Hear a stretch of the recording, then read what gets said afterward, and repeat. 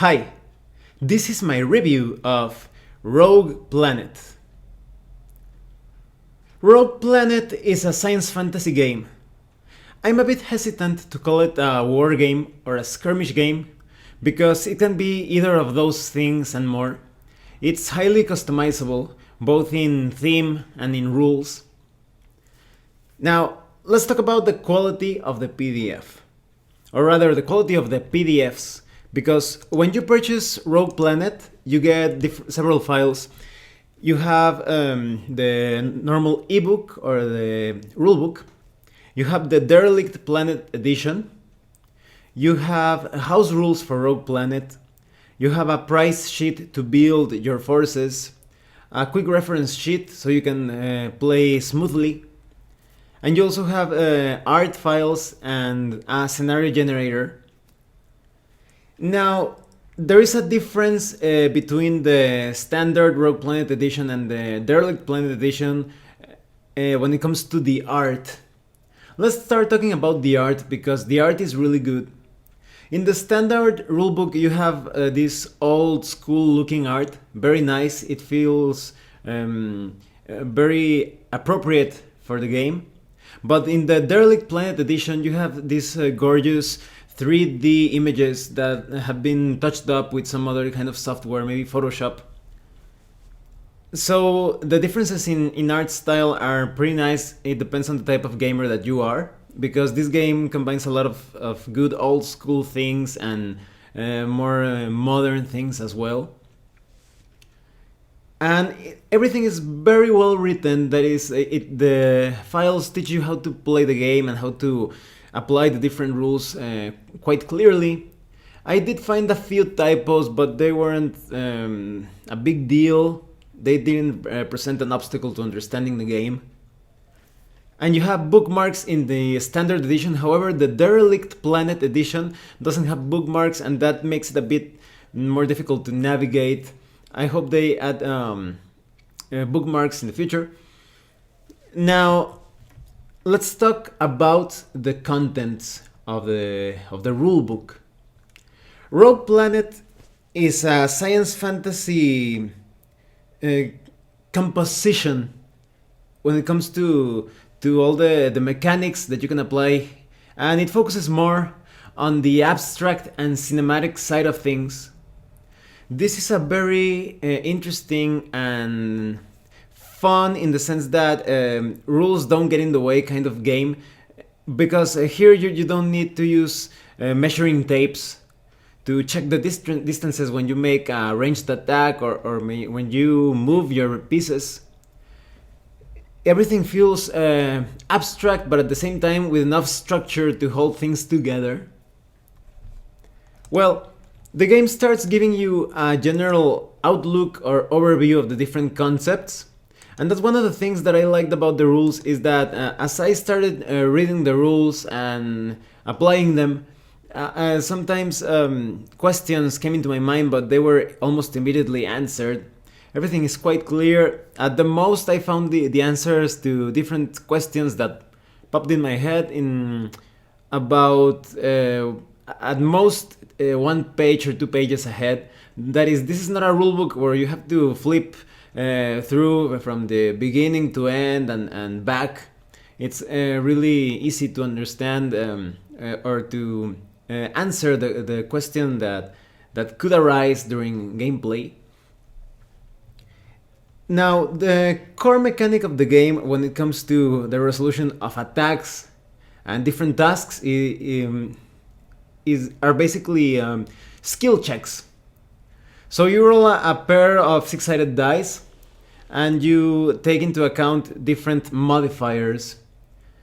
These modifiers, in order for the game not to feel too crunchy or too complex, it cannot go beyond 3. So for example, if you get positive modifiers, they add up to +3, or if they are negative modifiers, at maximum you get -3. So that's quite handy.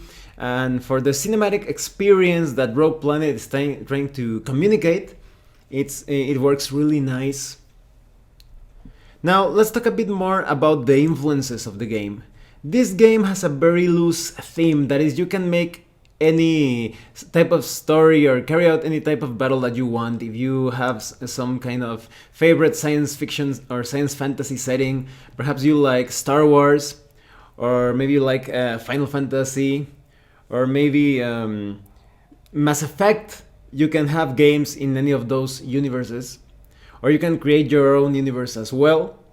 So that's really nice. So this game reaches out to all kinds of players, old school players, more newer generation players.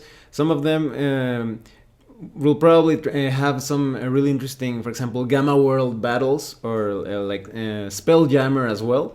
But maybe other games want to have more like Mass Effect, Destiny, Star Ocean type of battles. So if you're a board gamer or a role player, or a video gamer, you can play any type of story that you like using your favorite characters. You could create any character that you have seen. If you have like maybe you're a fan of Boba Fett or Darth Vader, you can use the mechanics and rules here to build that type of character and play as that character, of course. Now, something that will also satisfy a lot of you that are looking for more of a real-time strategy kind of feeling is that there's a lot of reactivity in this game. Even though it's divided by turns, the players have a chance to react to different actions. You will be able to counter charge or counter spells or act when your opponent is performing a certain action. You can react to it, because the lifeblood of the game is basically the amount of action points and energy points that you have. Action points allow you to move your troops and to have them perform different attacks and different actions. And the energy points allow you to protect or save your units from certain death. It's like a pool of energy, and you decide which units get to live or die depending on the attack that they receive. And of course, these action points and energy points are limited. However, action points are generated each turn, and there is a bit of an element of randomness as to the number of action points that you get. There is a way to play it a bit more on the safer side of things, but it's a nice balance of randomness and a bit more like not exactly, but a bit more of on an Euro side of things, a more precise, more tactical and strategic at the same time. Now, the way movement is handled, as I was telling you, was quite abstract. You don't need to measure anything. It kind of feels like you're playing pool, in the sense that your figure is going to move forward in a straight line in any direction that you want, until that figure bumps into an obstacle or some type of difficult terrain or different terrain, and that's when the movement stops. And by spending action points under certain circumstances, there will be different reactions and triggers to this movement. Especially on the part of your opponent, because your opponent, as I was telling you, this is a game that constantly demands of you that you be aware of the situation. You can't just slip it off during when it's not your turn. You have to be aware all the time, because you may be able to react to different actions. Now, melee feels quite gritty, despite the cinematic elements, because if you're not successful during your melee attacks, your figure could get attacked as a counter attack. A ranged attack is a bit safer, but it all depends on from where you are attacking and who you are attacking. But melee feels quite gritty and lethal, and it works really nice. Combats don't drag on in the sense that I hit you, you hit me, I hit you, you hit me. That there is more like I try to hit you, and if I miss, you're probably going to hurt me. So that's that feels really nice when it comes to melee. As I was telling you, everything's a check, and damage is also resolved quite smoothly. You don't have like a large amount of hit points for each unit, and it doesn't feel like things drag on. They almost work out immediately with the same roll. Now, something that is quite noteworthy as well is the FX physics and effects engine. This is basically a method to handle all sorts of over-the-top effects in the game. Maybe your character, for example, maybe you're a type of psionic character and you're using a sort of telekinesis to push your opponent against an obstacle. And with the FX and physics engine, you will be able to determine all sorts of effects. You can throw your opponent against a wall, maybe through that wall. There are rules for destroying terrain, handling collision, and this engine of FX physics is quite flexible in the sense that I think it's very useful to use in other games. If you weren't playing Rogue Planet at the time, you could use this engine to handle other types of effects in other war games or in role-playing games. You also have a rogue die on certain situations, and the rogue die is another six-sided die that you roll, and if you roll the same number as any other of the other dice, you get to trigger a specific ability or power or action. And you have very nice, very somewhat streamlined rules of terrain. As I was telling you, this game is not so much about precise measurement. It's more of an abstraction with structure. And you have all these rules to create the type of force that you want. Any type of character that you have seen, or more original characters, you can create those, and you can create the type of force that you wish to.